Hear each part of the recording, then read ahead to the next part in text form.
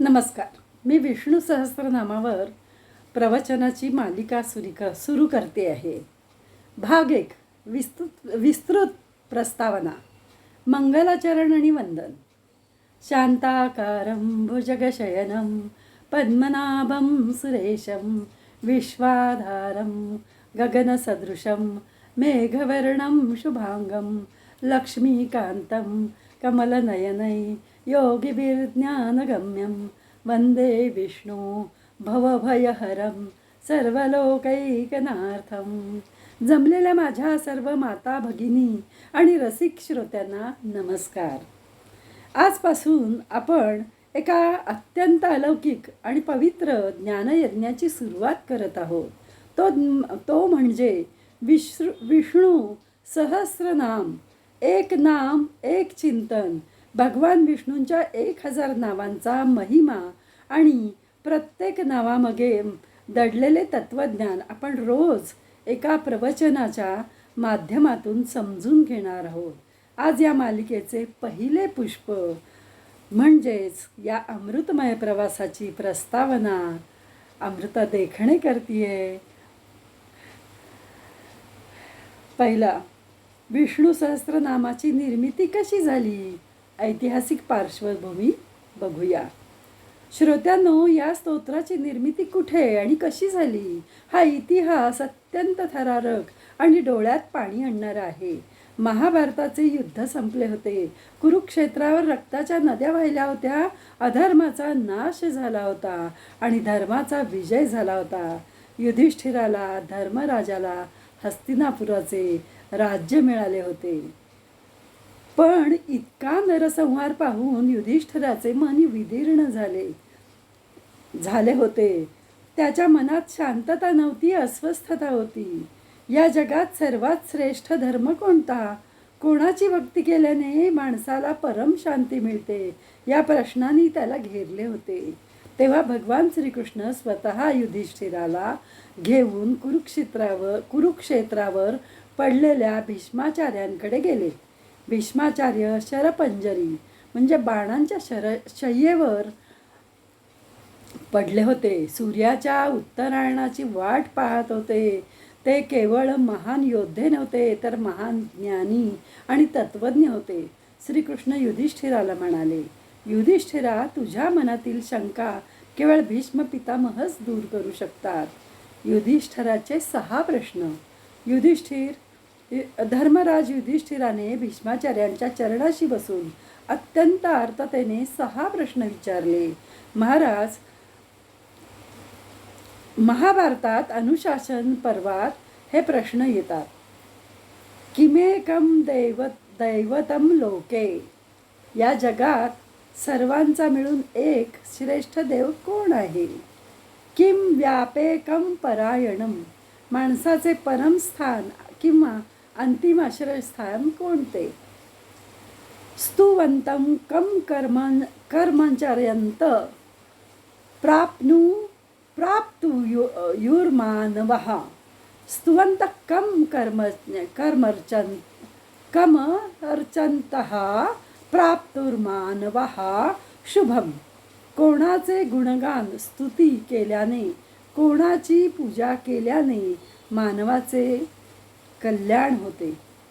को धर्मः सर्वधर्माणां भवतः परमो मतः. तुमच्या मते सर्व धर्मामध्ये सर्वात श्रेष्ठ सर्वोच्च धर्म कोणता? किम जपमुच्यते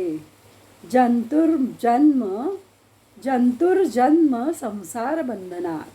अशा कोणत्या नामाचा जप केल्याने मनुष्य या जन्म मरणाच्या फेऱ्यातून, संसाराच्या बंधनातून मुक्त होऊ शकतो?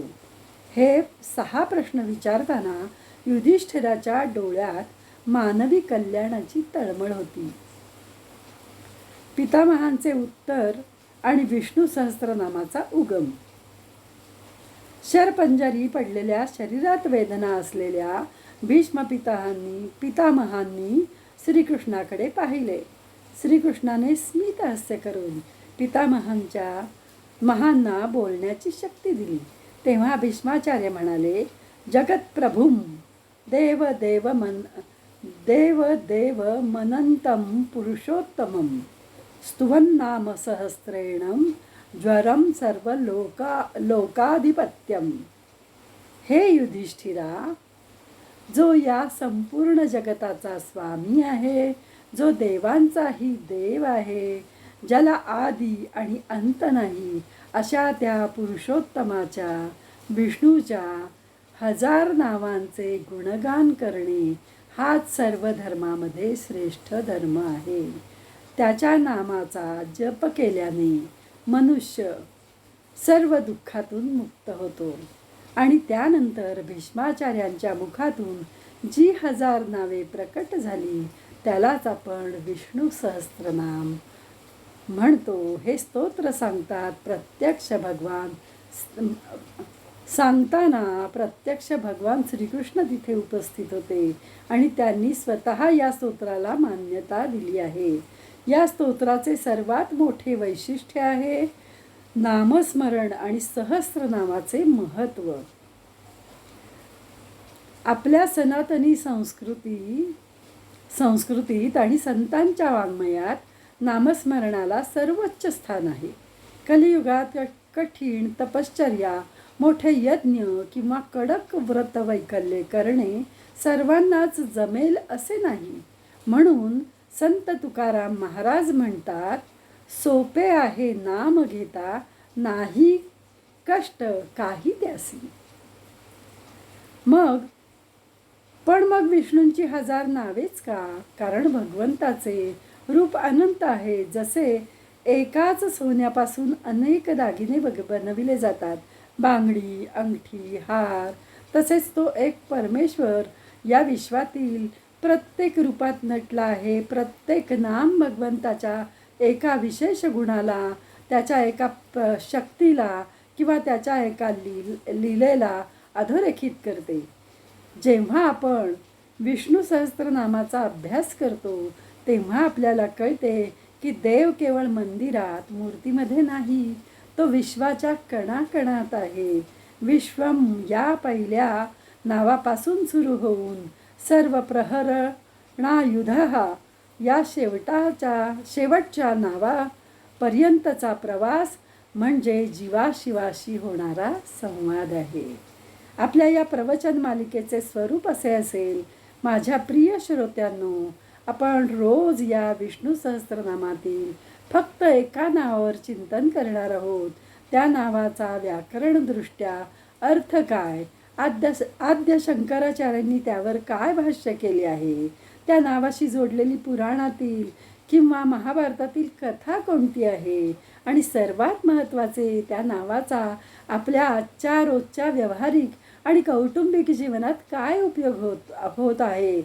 कारण धर्म जर जीवनात उतरला नाही तर तो फक्त पुस्तकात उरतो. हे 1000 नावांचे 1000 म्हणी आणि पहिली प्रस्तावना असा हा 1001 भागांचा ज्ञानयज्ञ आजपासून सुरू होत आहे. फलश्रुती आणि समारोप. भीष्माचार्य शेवटी म्हणतात की जो मनुष्य हे सहस्त्रनाम रोज ऐकतो किंवा म्हणतो त्याला या जगात आणि परलोकातही काहीही अशुभ घडत नाही. त्याच्या बाबतीत त्याच्या मनातील भीती नष्ट होते, बुद्धी स्थिर होते आणि घरात सुख समृद्धी नांदते.